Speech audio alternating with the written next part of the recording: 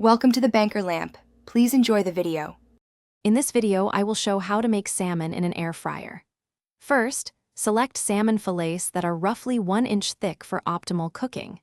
Before adding any seasoning, it's crucial to pat your salmon dry with a paper towel. This step helps achieve that perfect crispy skin. Then, preheat your air fryer to 400 degrees Fahrenheit for about 5 minutes to ensure it's ready for cooking.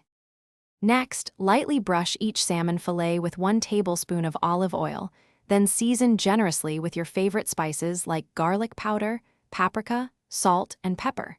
Place the seasoned salmon in the preheated air fryer basket. Cook for 7 to 9 minutes, depending on the thickness of your fillets. For even cooking and crispiness, remember to flip the salmon halfway through the cooking time.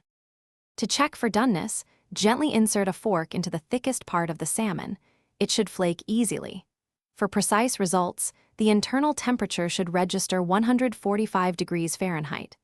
Once cooked, remove the salmon from the air fryer and let it rest for about 5 minutes.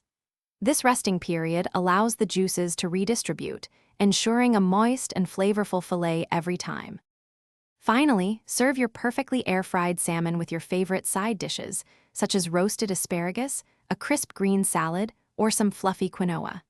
A squeeze of fresh lemon juice or a sprinkle of chopped fresh dill can really elevate the flavors. For a refreshing drink, stay hydrated anywhere with the Owala water bottle. Remember to check the description below for a link to the Owala bottle and other great deals. Enjoy your delicious meal. Thanks for watching. If this was helpful, leave a like and consider subscribing. See you next time.